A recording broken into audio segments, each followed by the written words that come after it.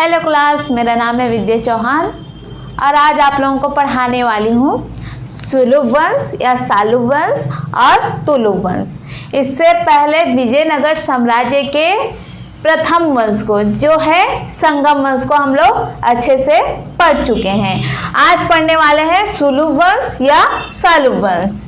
तो सबसे पहले देखते हैं सुलभ वंश या सालुब वंश की स्थापना किसने की थी। तो सालु नरसिंह ने सुलभ वंश या सालुब वंश की स्थापना की थी। संस्थापक है ये सालुब वंश या सुलभ वंश। इन्होंने अपने ही शासक संगम वंश के अंतिम शासक विरूपाक्ष की हत्या कर देते हैं और गद्दी प्राप्त करते हैं। ये है विरूपाक्ष के सामंत, जिसके कारण इन्हें विद्रोहों का सामना करना पड़ता है। सुलभ नरसिंह को अनेक विद्रोहों का सामना करना पड़ता है। इनके ही शासनकाल में उड़ीसा के राजा गजपति, जिनको हराया था देवराय द्वितीय ने, इनके ही शासनकाल में उड़ीसा के राजा गजपति आक्रमण करते हैं और सालुब नरसिंह को कैदी बनाकर ले जाते हैं उड़ीसा। किसी तरह सालुब नरसिंह छूट जाते हैं वहां से और तुलुब क्षेत्र की सहायता से फिर से राज्य प्राप्त करते हैं सालुब नरसिंह। इनका व्यापार था अरब देशों के साथ। व्यापार की शुरुआत करते हैं अरब देशों के साथ। कौन से व्यापार का? घोड़े के व्यापार का। घोड़े के व्यापार की शुरुआत करते हैं सुलभ नरसिंह या सालुब नरसिंह। इनके दो पुत्रों का नाम मिलता है। पहला है तिम्मा नरसिंह और दूसरे हैं इमाडी नरसिंह। इनके सेनापति का नाम है नरसा नायक।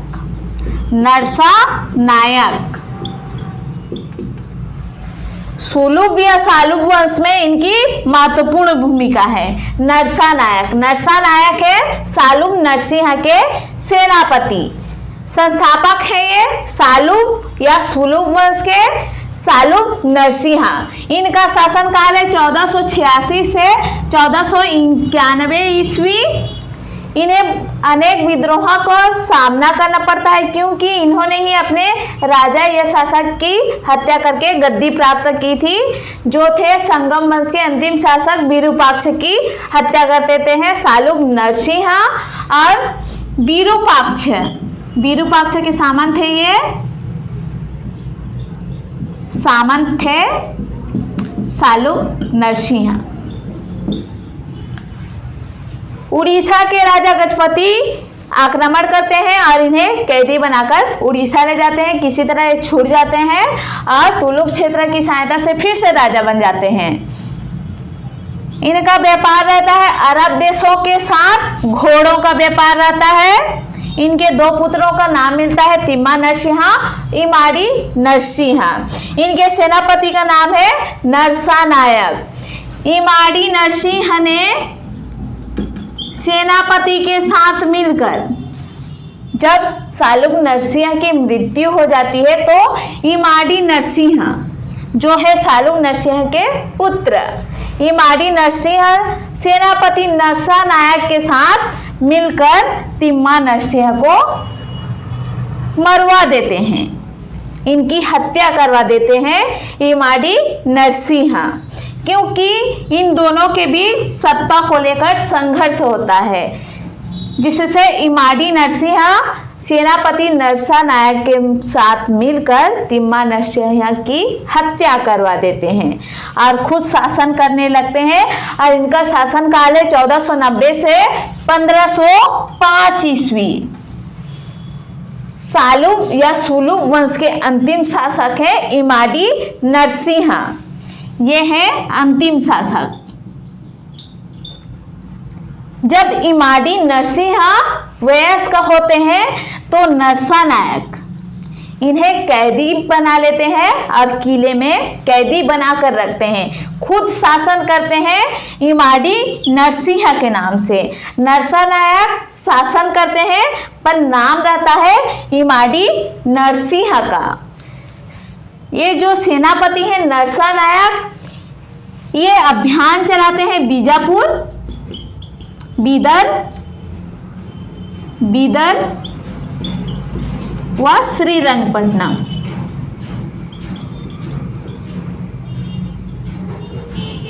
ये अभियान चलाते हैं और बीजापुर, बीदर, श्रीरंगपट्टनम इन क्षेत्रों को जीत लेते हैं नरसानायक।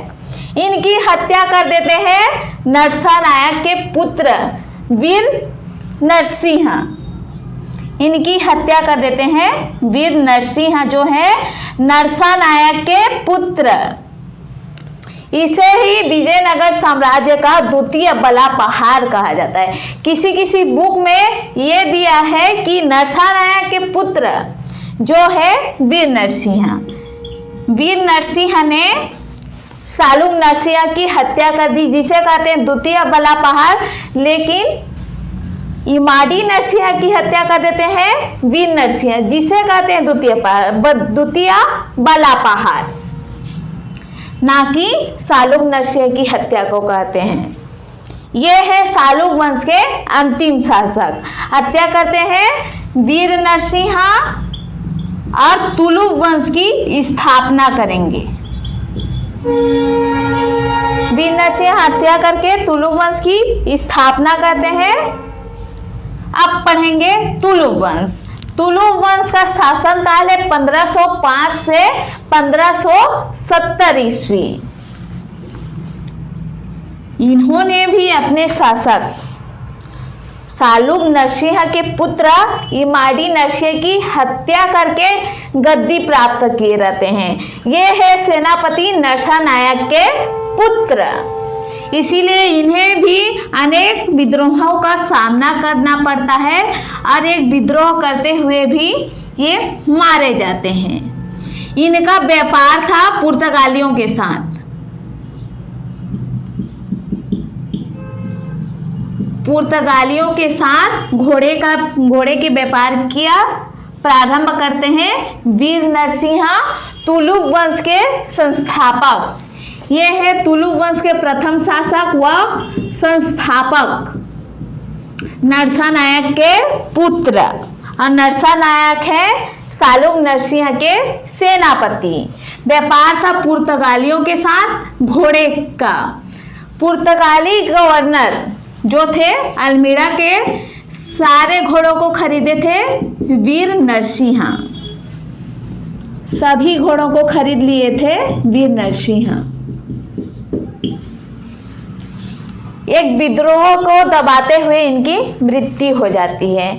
अब बनेंगे अगले शासक कृष्णदेवराय। विजयनगर साम्राज्य के सबसे प्रतापी शासक हैं कृष्णदेवराय।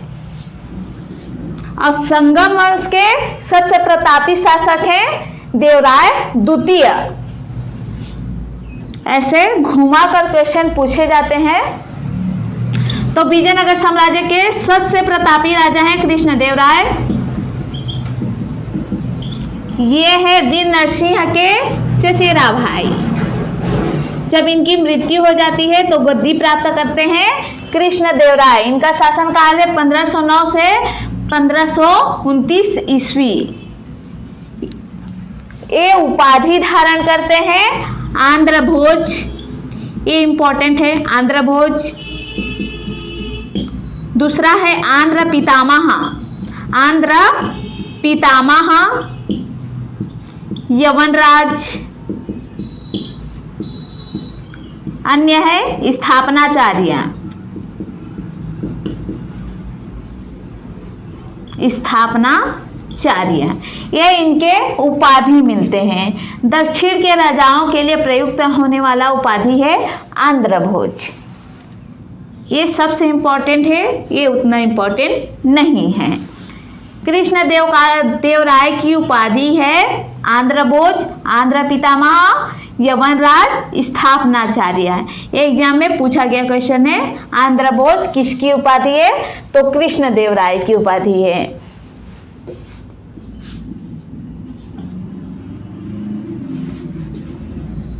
इनके शासनकाल में पुर्तगाली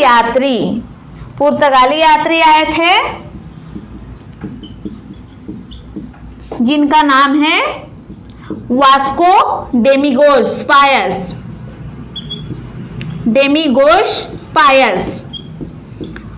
वास्को डिगामा नहीं, वास्को डेमिगोस पायस जो है पुर्तगाली यात्री, क्योंकि इनका व्यापार पुर्तगालियों के साथ है घोड़े का, तो इनके काल में आते हैं पुर्तगाली यात्री डेमिगोस पायस। इनके मित्र थे पुर्तगाली गवर्नर अल्बुकर्क इनके मित्र थे। अल्बुकर्क है पुर्तगाली गवर्नर।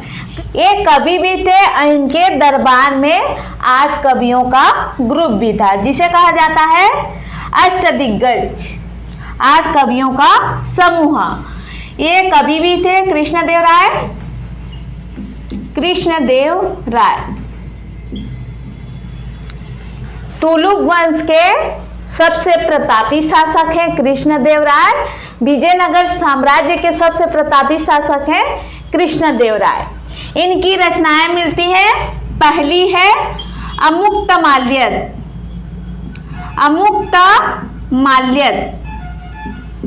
ये है तेलुगु भाषा में, और दूसरा है जामवंती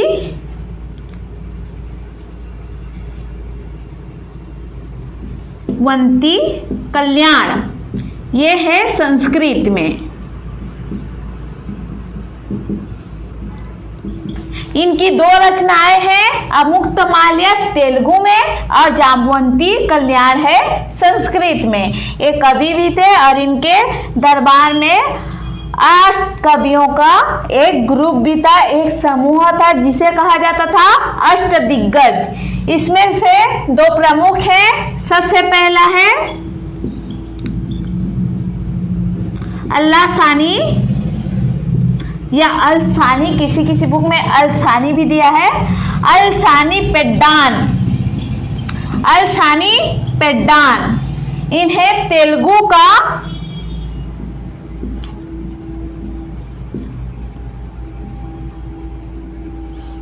पितामह कहते हैं।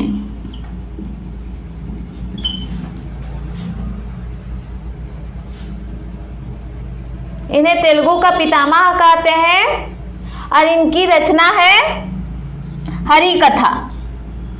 हरिकथा। दूसरे हैं तेनालीराम, और इनकी रचना है पांडुरंग।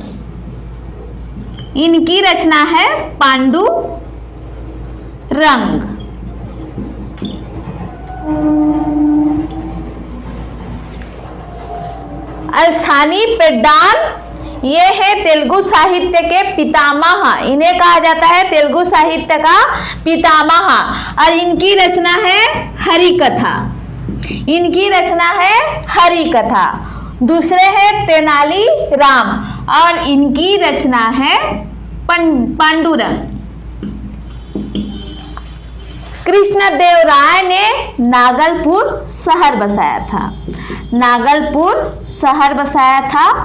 इन्होंने विट्ठल स्वामी हजारा देवी का मंदिर का निर्माण करवाए थे कृष्णदेवराय। विट्ठल स्वामी और हजारा देवी मंदिर का निर्माण करवाए थे कृष्णदेवराय। अब देखते हैं युद्ध व अभियान। इन्हें क्यों विजयनगर साम्राज्य का सबसे प्रतापी शासक कहा जाता है? तो जानते हैं इनके युद्ध व अभियान से। बीदर पर आक्रमण करते हैं और पराजित भी कर देते हैं। यहाँ के शासक थे बीदर शाह। इन पर आक्रमण करते हैं और इनके जगह महमूद शाह को यहाँ के शासक बना देते हैं, बीदर के। और इस युद्ध के बाद ये उपाधि धारण करते हैं यवन राज प्रतिष्ठापक। यवन राज प्रतिष्ठापक बीदर पर आक्रमण करते हैं और बीदर शाह को पराजित करके महमूद शाह को यहाँ के शासक नियुक्त कर देते हैं और उपाधि धारण करते हैं यवन राज प्रतिष्ठापक। उड़ीसा के शासक प्रतापरुद्र पर 4 बार आक्रमण करते हैं कृष्णदेवराय और चारों बार ही इन्हें पराजित कर देते हैं। चारों बार ही प्रतापरुद्र देव को कृष्णदेवराय पराजित कर देते हैं। उसके बाद देखते हैं गोलकुंडा पर अभियान। यहाँ के शासक थे कुली कुतुब शाह। यहाँ भी आक्रमण करते हैं गोलकुंडा पर कृष्णदेवराय और इन्हें भी पराजित कर देते हैं। उसके बाद अंतिम व चौथी अभियान जो चलाते हैं बीजेपुर पर आक्रमण करते हैं और इन्हें पराजित कर देते हैं। कृष्णदेवराय की अंतिम व चौथी अभियान बीजेपुर पर आक्रमण करते हैं और बीजेपुर के शासक को पराजित कर देते हैं। इनका पुर्तगालियों के साथ व्यापार तो बना ही था, पर पुर्तगालियों को बनाने के लिए, गोदाम बनाने के लिए भटकल जो है गोवा के पास, भटकल में पुर्तगालियों को फैक्ट्री बनाने देते हैं। यहाँ पुर्तगालियों को फैक्ट्री बनाने देते हैं कृष्णदेवराय। ये कवि भी थे। अपने दरबार में 8 कवियों का संग्रह, एक ग्रुप भी था इनके दरबार में, जिन्हें कहा जाता था अष्टदिग्गज। मुख्य रूप से 2 के नाम याद रखना है, क्योंकि इन्हीं दोनों में से एग्जाम में क्वेश्चन आते हैं। अलसानी पेड्डान और तेनालीराम। तेनालीराम की रचना है पांडुरंग और अलसानी की है हरि कथा। अलसानी को कहते हैं, अलसानी पेड्डान जी को कहते हैं तेलुगु साहित्य का पितामह। एक खुद कवि थे। इनकी 2 रचनाओं से क्वेश्चन आते हैं, कौन सा तेलुगु में है और कौन सा संस्कृत में है। पहला है अमुक्तमाल्यद जो है तेलुगु में, जामवंती कल्याण है संस्कृत में। शहर नागलपुर शहर बसाया, विठल स्वामी हजारा मंदिर का निर्माण करवाते हैं कृष्णदेवराय। बीदर, उड़ीसा, गोलकुंडा और बीजापुर के शासकों पर आक्रमण करते हैं और सभी को पराजित कर देते हैं। पुर्तगालियों को गोवा के पास भटकल में गोदाम बनाने की अनुमति दे देते हैं। बाबर ने अपने तुजू के बावरी जो है इनकी आत्मकथा, तुजुक ए बावरी, ये है बाबर की आत्मकथा। इसमें कृष्णदेवराय को भारत का सबसे शक्तिशाली शासक बताया है। बाबर ने भारत का सबसे शक्तिशाली शासक कहा है बाबर ने। कृष्णदेवराय वैष्णव धर्म को मानते थे। जब कृष्णदेवराय शासन कर रहे थे तब रायचूर दोआब क्षेत्र, तुंगभद्रा दोआब क्षेत्र, कृष्णा कावेरी दोआब क्षेत्र सब इनके पास था। जब इनकी मृत्यु हो जाती है कृष्णदेवराय की तो इनके भाई शासक बनते हैं। तो अगले देखेंगे अच्युत देवराय। इन्हें इतिहासकारों ने कृष्णदेवराय का भाई माना है। इनका शासनकाल है 1529 से 1542 ईस्वी। ये भाई हैं कृष्णदेवराय के। इनके शासनकाल में उड़ीसा मौका मिलती है। जब पता चलता है कि कृष्णदेवराय की मृत्यु हो गई है तो उड़ीसा के शासक, जिन्हें 4 बार हराए थे कृष्णदेवराय, मौका मिलते ही फिर से आक्रमण करने लगते हैं विजयनगर पर। लेकिन किसी तरह अच्युत देवराय इसे असफल कर देते हैं, इस युद्ध को असफल कर देते हैं। इस युद्ध को टालने में सफल रहते हैं अच्युत देवराय। फिर बीजापुर आक्रमण करते हैं और रायचूर दोआब को छीन लेते हैं। जब कृष्णदेवराय शासक थे तो सारे दोआब क्षेत्र जैसे कृष्णा कावेरी, तुंगभद्रा, रायचूर दोआब विजयनगर के पास था। लेकिन जैसे ही अच्युत देवराय गद्दी पर बैठते हैं, बीजापुर आक्रमण करता है और रायचूर दोआब को छीन लेता है। बीजापुर बहमनी साम्राज्य के अंतर्गत आता है। उस समय 2 ही साम्राज्य थे, एक था बीजापुर और बहमनी साम्राज्य। इन्हीं दोनों क्षेत्रों के बीच युद्ध विवाद का कारण था दोआब क्षेत्र।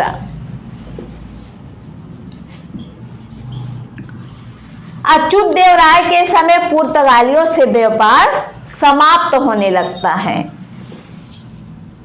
अच्युत देवराय एक शक्तिशाली शासक नहीं बन पाते हैं, जिस कारण पुर्तगालियों से व्यापार समाप्त होने लगता है।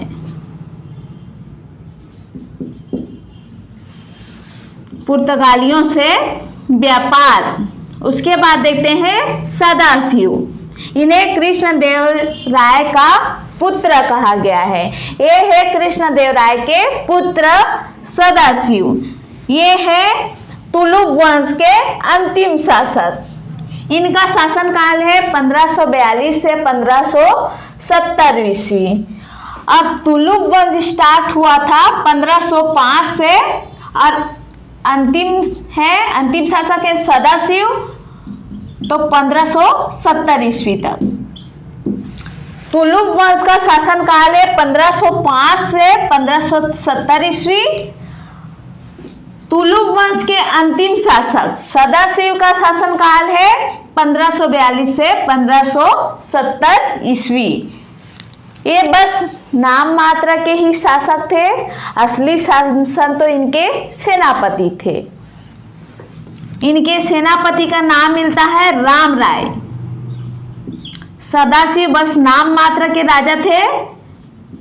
ये चलते थे अपने सेनापति राम राय के इशारों पर। इन्हीं के सहायता से गद्दी प्राप्त करते हैं सदाशिव। राम राय की महत्वाकांक्षा के कारण ही 23 जनवरी 1565 ईस्वी को एक भयंकर युद्ध होता है और इस युद्ध को कहते हैं तालीकोट्टा का युद्ध, बन्नी हट्टी का युद्ध और तीसरा नाम है इसका राक्षसी तांगड़ी का युद्ध। एक युद्ध होता है जिसका नाम मिलता है तालीकोट्टा का युद्ध। यहां से क्वेश्चन पूछा ही जाता है, चाहे व्यापम हो, एसएससी हो या पीएसी हो। इस युद्ध का नाम पूछा जाता है तालीकोट्टा का युद्ध, बन्नी हट्टी का युद्ध, बन्नी हट्टी का युद्ध और तीसरा नाम है राक्षसी तांगड़ी का युद्ध। ये है इस युद्ध का नाम और ये हुआ था 23 जनवरी 1565 ईस्वी। ये डेट भी बहुत ही इंपॉर्टेंट है, मोस्ट इंपॉर्टेंट है। और यह युद्ध हुआ था विजयनगर साम्राज्य वर्सेस बहमानी साम्राज्य के 5 राज्य, जो है अहमदनगर, बीजापुर, बीदर और है गोलकुंडा।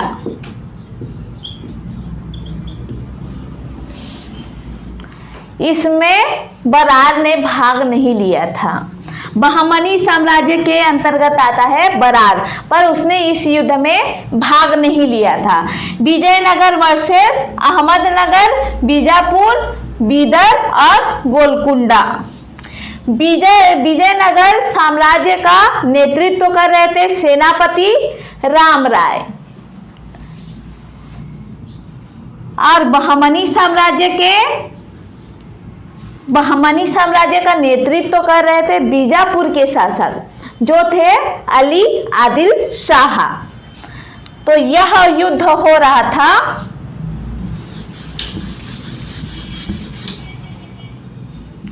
राम राय वर्सेस अली आदिल शाह।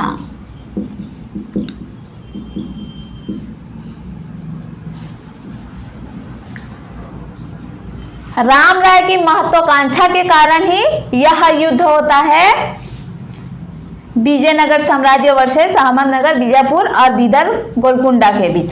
अली आदिल शाह ने सेनापति राम राय से कुछ किले अर्थात विजयनगर साम्राज्य से कुछ किले की मांग करते हैं, पर राम राय इसे मना कर देते हैं, इनकार कर देते हैं कि हम किले नहीं देंगे, आप जो चाहे करना चाहते हैं कर लीजिए। तो अली आदिल शाह इकट्ठा करते हैं अहमदनगर, बीजापुर, बीदर और गोलकुंडा के सेना को। सभी एक साथ हो जाते हैं और विजयनगर पर आक्रमण कर देते हैं, जिसमें हार होती है विजयनगर साम्राज्य की। विजयनगर साम्राज्य की हार होती है।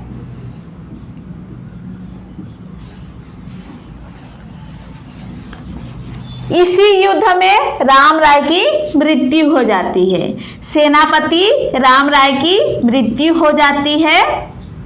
किसी तरह सदाशिव तिरुमल की सहायता से इस युद्ध में बचने से कामयाब हो जाते हैं। यहाँ से भागकर वे चले जाते हैं पेनुकोंडा के किले में, किसी तरह सुरक्षित पहुंच जाते हैं। किसकी सहायता से? तिरुमल की सहायता से। तिरुमल की सहायता से सदाशिव बच जाते हैं और पेनुकोंडा को अपनी राजधानी बनाकर सदाशिव वहां से शासन करने लगते हैं। सदाशिव पेनुकोंडा को राजधानी बनाकर वहां से शासन करने लगते हैं और अपना सेनापति बना लेते हैं तिरुमल को। तिरुमल सदाशिव की हत्या कर देते हैं और अगले वंश की नींव रखते हैं और उस वंश का नाम है अराविडु वंश। अराविडु वंश की स्थापना करते हैं तिरुमल सदाशिव की हत्या करके, अर्थात विजयनगर साम्राज्य का चौथा वंश है अराविडु वंश। पहला पढ़े थे संगम वंश, दूसरा है सुलुभ, तीसरा है तुलुभ और चौथा है अराविडु। इस युद्ध से क्वेश्चन पूछा ही जाता है, इस सेनापति से क्वेश्चन पूछा ही जाता है। सदाशिव के सेनापति राम राय, यह युद्ध हुआ था 23 जनवरी 1565 ईस्वी। इस युद्ध का नाम है तालीकोटा का युद्ध, बन्नीहट्टी का युद्ध, राक्षसी तांगड़ी का युद्ध, और यह युद्ध हुआ था विजयनगर वर्सेस, यहाँ से भी क्वेश्चन पूछा जाता है, विजयनगर वर्सेस अहमदनगर, बीजापुर, बीदर और गोलकुंडा। इस युद्ध में किसने भाग नहीं लिया था? तो बरार ने इस युद्ध में भाग नहीं लिया था। विजयनगर साम्राज्य की हार होती है। विजयनगर साम्राज्य का नेतृत्व कर रहे थे राम राय और बहमनी साम्राज्य का नेतृत्व कर रहे थे बीजापुर के शासक अली आदिल शाह। सभी को एक साथ इकट्ठा कर लेते हैं और युद्ध करते हैं। एक अकेला विजयनगर साम्राज्य क्या करता? हार जाता है, जिसमें राम राय सेनापति की मृत्यु हो जाती है। किसी तरह यहाँ के जो शासक थे सदाशिव यहाँ से निकलने में कामयाब हो जाते हैं तिरुमल की सहायता से और पेनुकोंडा के किले तक पहुंच जाते हैं और पेनुकोंडा को ही अपनी राजधानी बनाकर शासन करने लगते हैं। सदाशिव की हत्या कर देते हैं तिरुमल हत्या करके अगले वंश की नींव रखते हैं जिसका नाम है अराविडु वंश। तो यहाँ पर कंप्लीट होता है सुलुभ वंश और तुलुभ वंश। संगम वंश को हम लोग आगे पढ़ चुके हैं, अराविडु वंश को अगले वीडियो में हम लोग पढ़ेंगे। तो वीडियो पसंद आए तो वीडियो को जरूर लाइक कीजिए, ज़्यादा से ज़्यादा शेयर कीजिए, हमारे चैनल को सब्सक्राइब कीजिए। धन्यवाद।